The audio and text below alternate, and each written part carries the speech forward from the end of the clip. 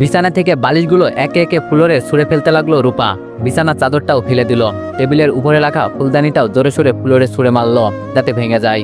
এর বিকট আওয়াজ গিয়ে পৌঁছায় আজিজ চৌধুরীর কানে।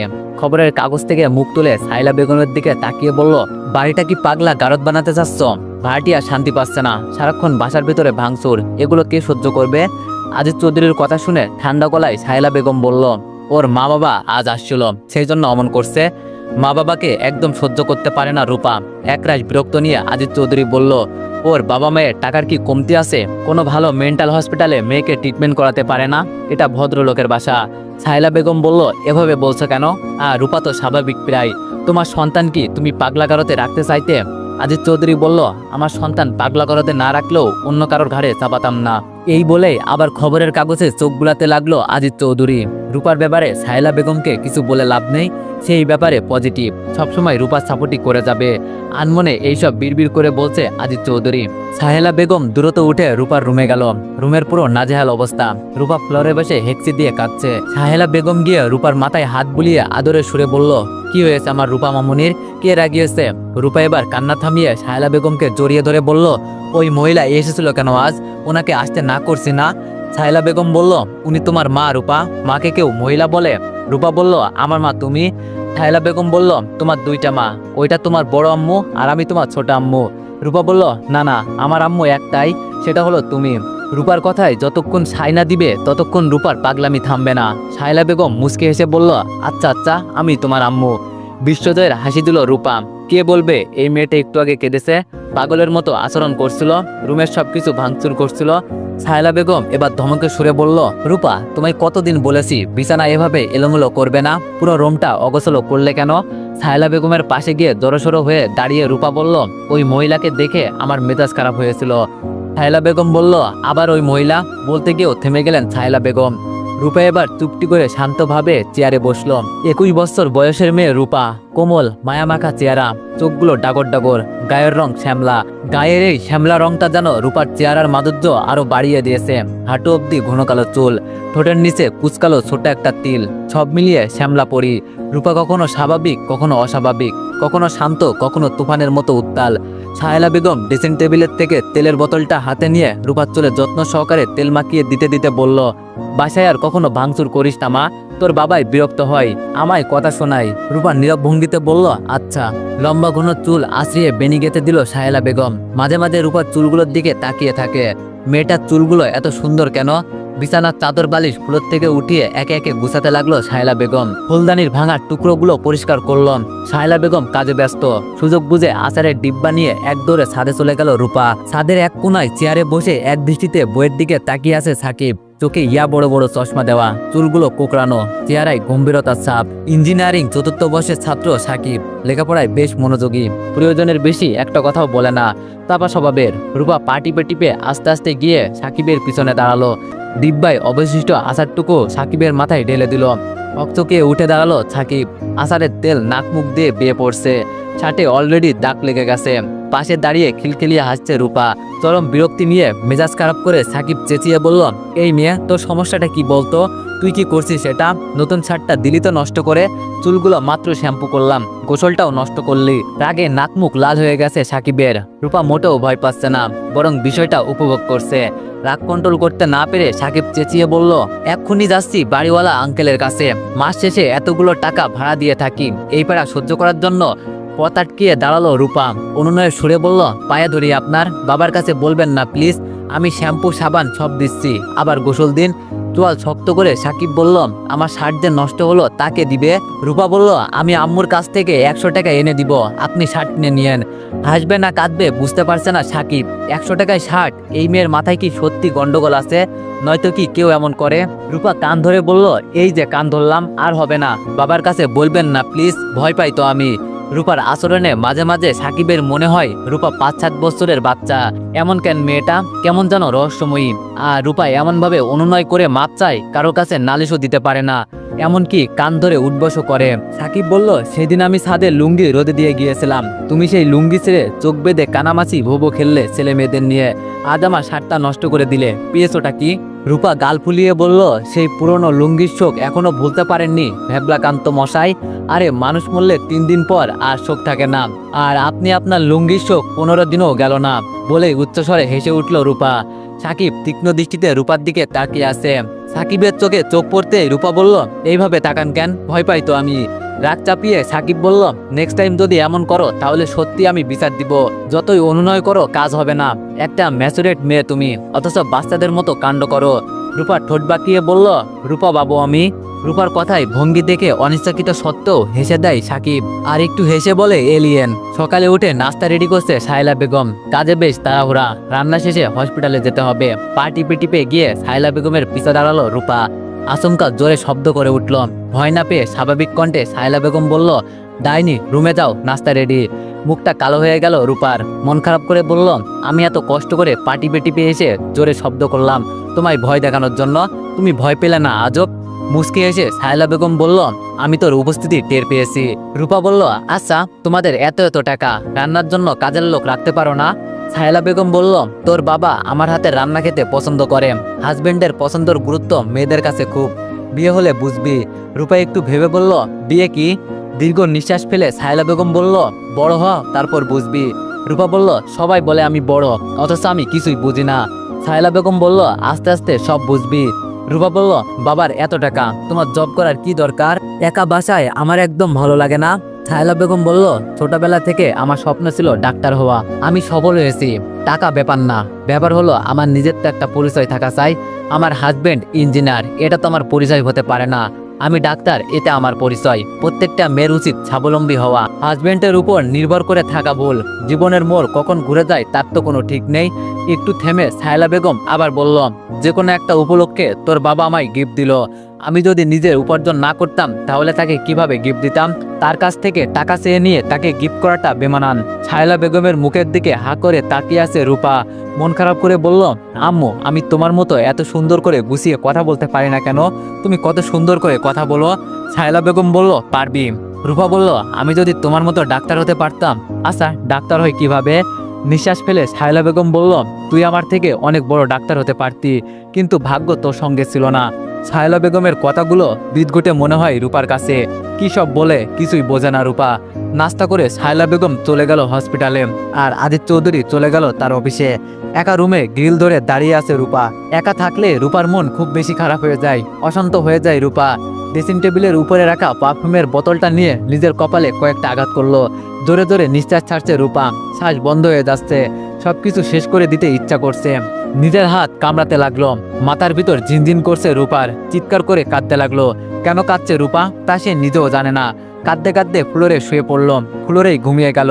একটু পর ঘুম ভেঙে যায় রূপার। এখন সবকিছুই স্বাভাবিক। মেঝে থেকে পারফিউমের বোতলটা তুলে ড্রেসিং টেবিলের উপরে রাখলো। নিজের হাতের দিকে তাকিয়ে আছে রূপা, হাতে অসংখ্য কামড়ের দাগ। হাতে মলম লাগিয়ে ছাদে চলে গেল। ছাদে গিয়েই রূপার মন খুশিতে ভরে উঠল সাকিবকে দেখে। নিজের অজান্তেই ঠোঁটের কোণে হাসি ফোটে। সাকিবের সাথে কথা বলতে, সাকিবকে খেপাতে বেশ ভালোই লাগে। কিন্তু সাকিব প্রয়োজনের বাইরে একটা কথাও বলে না। রূপার ভাষ্য মতে ভ্যাবলাকান্ত মশাই কিছু হলে শুধু বাবার কাছে বিচার দিবে এই বলে ভয় দেখায়। রূপাকে দেখে বিরক্ত হয়ে যায় সাকিব। আজকে আবার কি কাণ্ড করবে আল্লাহই জানে। সাকিব রূপার দিকে না তাকিয়ে বইয়ের দিকে তাকিয়ে আছে। সাকিব ভেবে পায় না রূপা এমন কেন? নিজের পার্সোনালিটি ইগো বলতে কিছুই নেই নাকি? সাকিব কথা বলতে বিরক্ত বোধ করে, এটা কি বুঝতে পারে না রূপা? রূপা এসে সাকিবের কাছে দাঁড়ালো। রূপা বলল, আমি আসলাম অথচ আপনি আমার দিকে একটু তাকালেন না কেন? চায়ের কাপে চুমুক দিতে দিতে সাকিব বলল, তোমার দিকে তাকাতে হবে কেন? রূপা বলল, জানেন না আমি বাসায় একদম একা থাকি, একা ভালো লাগে না একদম। একটু আসি আপনার সাথে কথা বলতে, তা আপনি আমার একদম সহ্যই করতে পারেন না। সাকিব বলল, রূপা আমার পড়ায় ডিস্টার্ব হচ্ছে, এখন এখান থেকে যাও তো। রূপা বলল, আপনি তো চা খাচ্ছেন, পড়ছেন না তো। সাকিব কোনো উত্তর দেয় না, চায়ের কাপে একটু চুমুক দিচ্ছে, আবার বইয়ের দিকে তাকাচ্ছে। সাকিবের পাশে আরেকটা চেয়ার টেনে বসলো রূপা। আচমকা সাকিবের হাত থেকে চায়ের কাপটা টান দিয়ে নিয়ে নিল। রূপা বলল, যেটুকু আছে আমি খাবো। সাকিব ভেবাচাকা খেয়ে গেল। কোন লেভেলের পাগল এটা? আত খাওয়া চায়ের কাপটা এভাবে নিয়ে গেল। চায়ের কাপটা ঘুরিয়ে ফিরিয়ে দেখে চুমুক দিয়ে রূপা বলল, অনেক মজা। খুব তৃপ্ত সহকারে চা খাচ্ছে রূপা। প্রতিটি চুমুকে রয়েছে তৃপ্তির ছাপ। রূপা আবার বলল, এভাবে চায়ের কাপটা নিয়েছি কেন জানেন? আমায় রেখে একা একা খাচ্ছেন। অন্তত আমায় একটু বলতেন, মিনিমাম ফর্মালিটিটুকু আপনার নেই। সাকিব বলল, তোমার খুব ফর্মালিটি আছে তাই না? অন্যের চায়ের কাপ হাত থেকে নিয়ে যাও। রূপা বলল, অন্য যদি আমায় রেখে একা একা খাই আমি কি করব? অবাক হয়ে সাকিব বলল, তুমি মানুষ না এলিয়েন? আমি বুঝতে পারছি না। রূপা আপাতত সাকিবের কথায় কান দিচ্ছে না, যত্ন সহকারে চাটুকু খাচ্ছে। সাকিব রূপার দিকে তাকিয়ে বলল, আগে কখনো চা খাওনি? বুক ফ্যাকাশে হয়ে যায় রূপার। অনেকক্ষণ ভেবে বলল, না। সাকিব বলল, না মানে? রূপা বলল, না মানে আগে খাইনি। উদাস হয়ে যায় রূপা। আগে কি কখনো চা খেয়েছে নাকি খায়নি? ভাবনায় মগ্ন হয়ে যায়। এত ভাবতে পারছে না, মাথার ভিতরে অশান্তি লাগছে। আবার উত্তাল হয়ে যায় রূপা। চোখ বুজে জোরে জোরে নিঃশ্বাস নিচ্ছে। চায়ের কাপটা হাত থেকে ফেলে দুই হাতে মাথা চেপে নাক মুখ কুঁচকে রাখে।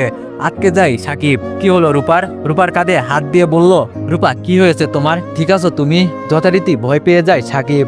কেমন অদ্ভুত দেখাচ্ছে রূপাকে। ভয় মিশ্রিত কণ্ঠে বলল, রূপা কি হয়েছে বলবা তো? মাথা ব্যথা করছে তোমার? কোনো কথা বলছে না রূপা। সাকিব ভেবে পাচ্ছে না হঠাৎ কি এমন হলো। স্বাভাবিকই তো ছিল রূপা। অনেকক্ষণ মাথায় হাত চেপে রেখে বসে থাকে রূপা। চায়ের কাপটা পা দিয়ে ভেঙে লাল চোখে সাকিবের দিকে তাকাতে তাকাতে ছাদ থেকে নেমে চলে যায়। সাকিব হা করে তাকিয়ে আসে। চায়ের কাপটা ভেঙে ফেললো এভাবে? কক্সবাজার থেকে কত শখ করে কাপটা এনেছে। না, আর সহ্য করতে পারছে না সাকিব। অসভ্য মেয়ে একটা। পেয়েছেটা কি? সাকিব যতই রূপাকে ইগনোর করবে ততই রূপা সাকিবের সাথে আগ বাড়িয়ে কথা বলবে। আর মেয়েটা এমন অদ্ভুত প্রকৃতির, ভাবতেই পারছে না সাকিব। সেদিন নতুন শার্টটা নষ্ট করেছে, আজকে আবার শখের কাপটাও ভেঙে ফেললো। আজিজ চৌধুরীর কাছে এবার বিচার দিবেই সাকিব। অননিয়ে ছাদ থেকে নেমে গেল আজিজ চৌধুরীর ফ্ল্যাটে। দরজা খোলা, কিন্তু বাসায় কাউকে দেখতে পাচ্ছে না। হঠাৎ কান্নার আওয়াজ আসলো সাকিবের কানে। পাশের রুম থেকে আসছে আওয়াজটা। কণ্ঠটা পরিচিত সাকিবের। রূপা কাঁদছে। সাকিব আস্তে আস্তে রূপার রুমের দিকে গেল। ফ্লোরে শুয়ে কাঁদছে রূপা। চোখ কপালে উঠে যায় সাকিবের। হাতে একটা ব্লেড রূপার। ব্লেড দিয়ে নিজের হাত কাটছে। এলোপাতারি ভাবে হাতে ব্লেড দিয়ে আঘাত করছে। রক্তে ফ্লোরে লাল হয়ে যাচ্ছে। এমন করছে কেন মেয়েটা? রক্তে দেখে মাথা ঘুরে যায় সাকিবের। সাকিব দ্রুত পায়ে রুমে ঢুকে রূপার হাত থেকে ব্লেডটা ছো মেরে নিয়ে নেয়। লম্বা চুলগুলো ফ্লোরে এলোমেলো হয়ে আছে। নিস্তেজ হয়ে গেছে রূপা। সাকিব বুঝতে পারলো রূপা সেন্সলেস হয়ে গেছে। পাদা কোলে নিয়ে রূপাকে ফ্লোর থেকে তুলে খাটে শুইয়ে দিল। রূপার ঠোঁটের নিচে তিলটার দিকে এক দৃষ্টিতে তাকিয়ে আছে সাকিব। বাহ, মেয়েটা বেশ মায়াবতী। আগে কখনো খেয়াল করিনি সাকিব। রূপার কি কোনো মেন্টালি প্রবলেম আছে? আর ওর মা বাবা এমন কেন? ওকে একা বাসায় রেখে কেন যায়? রূপার হাতে রক্ত তুলা দিয়ে মুছে ব্যান্ডেজ পেঁচিয়ে দিল। ঘেমে একাকার হয়ে গেছে রূপা। ফ্যানটা অন করে দিল সাকিব। অদ্ভুত মায়া হচ্ছে রূপার প্রতি। অসহায় মনে হচ্ছে রূপাকে। সাহেলা বেগম বাসায় ফিরল। এসে দেখে রূপা ঘুমাচ্ছে, হাতে ব্যান্ডেজ।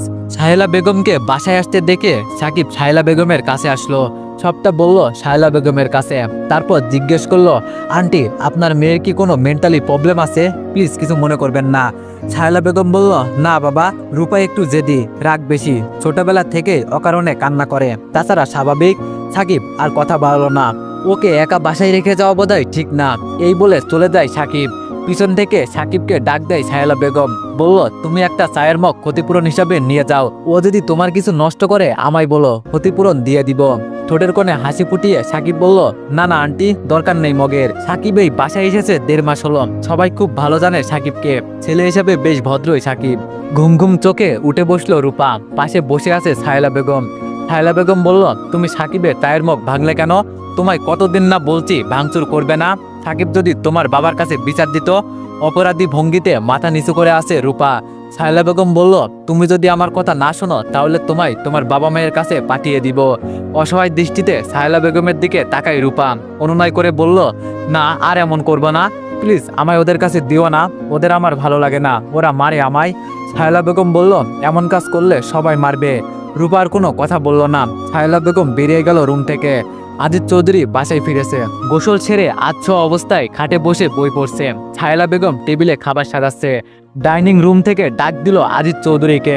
ছায়লা বেগমের ডাকে সাড়া দিয়ে ডাইনিং রুমে গেল আজিজ চৌধুরী। বেশ মনোযোগ দিয়ে বই পড়ছিল। ছায়লা বেগমের চিল্লাপাল্লার জন্য বই পড়া আর হলো না। বাংলার প্রতি ঘরে একটা করে প্রধানমন্ত্রীর বাস, তা হলো ঘরের বউ। সমস্ত অফিসের হাজার হাজার মানুষ চলে আজিজ চৌধুরীর হুকুমে। আর আজিজ চৌধুরীর চলতে হয় বউয়ের কথাই। বউয়ের কথা অমান্য করার সুযোগ নেই, 2 দিন খাবার বন্ধ তাহলে। বিরক্ত নিয়ে ডাইনিং রুমে গেল আজিজ চৌধুরী। চেয়ার টেনে বসে শায়লা বেগমের দিকে তাকিয়ে বলল, একটু পর খাওয়া যেত না নাকি? বই পড়ছিলাম একটু। রাগী দৃষ্টিতে শায়লা বেগম আজিজ চৌধুরীর দিকে তাকাই। আজিজ চৌধুরী বলল, না না থাক, খাওয়া শেষে বই পড়বনি। প্রতিদিন ডিউটি সামলানো, আবার আজিজ চৌধুরীর পছন্দের খাবারগুলো রান্না করা, বাসার সব কাজ এক হাতে করে শায়লা বেগম। আজিজ চৌধুরী ভেবে পায় না এই মানুষটার এত ধৈর্য কোথায় পায়। নিঃসন্তান শায়লা বেগম, পরিবার বলতে আজিজ চৌধুরী আর সে। 2 জনের মানুষের সংসার, কাজের লোকের কি দরকার? আর মেয়ে হয়ে জন্মিয়েছে, স্বামীকে যদি রান্না করে না খাওয়াতে পারে তাহলে গর্বটা কোথায়? সুন্দর চিন্তাধারার মানুষ শায়লা বেগম, টাকা পয়সার কোনো কমতি নেই। এত কিছুর পরও শুধু অপূর্ণতা একটাই, সন্তান নেই। খাবার মুখে দিয়ে আজিজ চৌধুরী বলল, তোমার রান্নার কোনো তুলনা নেই শায়লা। শায়লা বেগম বলল, 25 বছর ধরে প্রশংসা শুনতে শুনতে আমি ক্লান্ত। আজিজ চৌধুরী হেসে বলল, আমি তো তোমার হাতে রান্না খেতে খেতে ক্লান্ত হই না। কথা বাড়ায় না শায়লা বেগম, শরীর খুব ক্লান্ত লাগছে। তাড়াহুড়ো করে খেয়ে বিছানায় গায়ে লিয়ে দিল। আজিজ চৌধুরী বই হাতে নিয়ে আবার বসলো। লোকটা বই পোকা, বই পড়ার প্রচুর নেশা। রূপার অবস্থার কোনো উন্নতি হয়েছে? এভাবে আর কতদিন? মেয়েটা মেডিকেল স্টুডেন্ট, কি শার্প ছিল মেয়েটা। চোখ বুঝে ঘুম ঘুম চোখে শায়লা বেগম বলল, আরে আগে থেকে কিছুটা সুস্থ, আমি যথাসাধ্য চেষ্টা করি, বাকিটা আল্লাহর ইচ্ছা। কথা বলতে বলতে ঘুমিয়ে পড়ল শায়লা বেগম। হাতে শার্ট প্যান্ট রোদে শুকাতে দিয়েছিল সাকিব, এখন দেখছেন না, মেজাজ খারাপ হয়ে যাচ্ছে। তার চেয়ে বেশি বিরক্ত হচ্ছে এ কাজ রূপা ছাড়া আর কেউ করবে না। সাকিব নিচে গিয়ে দরজায় নক করতেই শায়লা বেগম দরজা খুলে দিল। সাকিব বিব্রতকর পরিস্থিতিতে পড়ে গেল। অন্য কেউ যদি লুকিয়ে রাখে, এভাবে জিজ্ঞেস করাটা বড্ড বেমানান হবে। শায়লা বেগম বলল, কি বাবা, কিছু বলবে? সাকিব আমতা আমতা করে বলল, আসলে আন্টি, ছাদে শার্ট প্যান্ট শুকাতে দিয়েছিলাম, এখন দেখছি নেই। রূপা কি লুকিয়ে রেখেছে কিনা তাই একটু জিজ্ঞেস করতে আসলাম। সাকিব আবার বলল, না না আন্টি, রূপা নাও লুকাতে পারে, একটু জিজ্ঞেস করতে আসছি আর কি। শায়লা বেগম বলল, রূপা তো মাঝে মাঝে এমন করে, তোমার খেপাতে নাকি ওর ভালো লাগে। তুমি বসো, আমি দেখছি। সাকিব ছোপাই বসলো। কি বাজে একটা অবস্থা। এই ভয়ে অনেকদিন ছাদে কাপড় শুকাতে দেয়নি। রুমে 3 দিনে শুকায় না, তাই আবার বাধ্য হয়ে ছাদে শুকাতে দিল। শায়লা বেগম এসে বলল, কি কালারের শার্ট তোমার? শায়লা বেগমের কথায় ভাবনার জগৎ থেকে বের হলো সাকিব। ঠোঁটের কোণে চিতলে হাসি ফুটিয়ে সাকিব বলল, ব্ল্যাক প্যান্ট ব্ল্যাক শার্ট। একটু চুপ থেকে শায়লা বেগম বলল, মেয়েটাকে নিয়ে আর পারি না। মুখে একরাশ বিরক্তি নিয়ে শায়লা বেগম আবার বলল, তোমার শার্ট প্যান্ট রূপার গায়ে, ঘুমাচ্ছে ও, ঘুম থেকে উঠুক। ভেবাচাকা খেয়ে বসে রইল সাকিব। শায়লা বেগম আবার বলল, তোমার খুব ডিস্টার্ব করছে রূপা, তাই না? সাকিব মনে মনে বলল, ডিস্টার্ব না, শুধু মাথা খাচ্ছে আমার। ভদ্রতার খাতিরে সাকিব বলল, না না আন্টি, তেমন ডিস্টার্ব করছে না। ঘুম থেকে উঠে হেলে দুলে এলোমেলো ভাবে হেঁটে এসে রূপা বলল, শার্ট প্যান্টের জন্য এসেছেন বুঝি? আমার ব্ল্যাক কালার ফেভারিট, তাই নিয়ে আসছি, দিব না আর। কি সাবলীল ভাবে কথা বলছে ব্যাককেল মেয়েটা। সাকিব ভেবে পাচ্ছে না কি বলবে। শায়লা বেগম রাগান্বিত দৃষ্টিতে রূপার দিকে তাকিয়ে আছে। রূপা ভয়ে চুপচে গেল। ভয় মাখার দৃষ্টিতে সাকিবের দিকে তাকিয়ে বলল, সামান্য একটা শার্ট প্যান্টের জন্য বাসা পর্যন্ত এসেছেন? শায়লা বেগম বলল, সেট আপ। শায়লা বেগমের কথায় ভয় পেয়ে যায় রূপা। শায়লা বেগম বলল, এক্ষুনি শার্ট প্যান্ট চেঞ্জ করে দিয়ে দাও ওকে। রূপা বলল, এক্ষুনি কিভাবে চেঞ্জ করব? মানুষের সামনে বসে চেঞ্জ করা যায়? রূপার কথা শুনে রীতিমতো লজ্জা পেয়ে গেল সাকিব। শায়লা বেগম চোখ লাল করে রূপার দিকে তাকিয়ে আছে। শায়লা বেগম রাগ চেপে বলল, যাও রুমে গিয়ে চেঞ্জ করো। রূপা বলল, না, দিব না বলছি তো। রূপার গালে কষিয়ে চড় মারে শায়লা বেগম। সাকিব হাঁ করে তাকিয়ে আছে। শায়লা বেগম চেঁচিয়ে বলল, তোমার জন্য মানুষের কাছে ছোট হতে হচ্ছে আমার। এমন করলে তোমার বাবা মাকে খবর দিব। অপরাধ বোধ কাজ করছে সাকিবের মাঝে। এভাবে চড় না দিলেও হতো। সাকিব বলল, থাক আন্টি, ওকে কিছু বলবেন না। সাকিব হিসাব মিলাতে পারছে না। রূপা কি শায়লা বেগমের মেয়ে না? রূপা কাঁদছে গালে হাত দিয়ে। সাকিবের মায়া হচ্ছে। সাকিব বুঝতে পারছে না মেয়েটা এমন কেন। সাকিব বলল, আন্টি, রূপা আপনার কি হয়? শায়লা বেগম বলল, বোনের মেয়ে। কথা বাড়ালো না সাকিব। সাকিব বলল, আন্টি আমি আসছি, ও তো এমনই, ওকে কিছু বলে লাভ নেই। ওর যদি ইচ্ছা না হয় শার্ট প্যান্ট ফেরত দিতে হবে না। হাতের কাছে গ্লাসটা আচমকা রূপা ছুঁড়ে মারল সাকিবের মাথায়। চিৎকার করে বলল, ই তো শয়তান, তোর শার্ট প্যান্টে আগুন দিব, তোর জন্য আম্মু আমায় মেরেছে। সাকিবের কপাল থেকে রক্ত পড়ছে। শায়লা বেগম ঠাই দাঁড়িয়ে আছে। সাকিব কপালে হাত দিয়ে ভেবাচাকা খেয়ে দাঁড়িয়ে আছে। কি করবে? রূপাকে চট দিবে? না, এই বাসায় আর থাকা যাবে না, বড্ড বেশি করছে মেয়েটা। তো এভরিওয়ান, গল্পটি কেমন হয়েছে সবাই জানাবে, আর আশা করি এই গল্পটি তোমাদের মন ছুঁয়ে দিবে। তো নেক্সট পার্টের জন্য অপেক্ষা করো, আর সবাই একটু বেশি বেশি কমেন্ট আর লাইক করে দিও। ধন্যবাদ।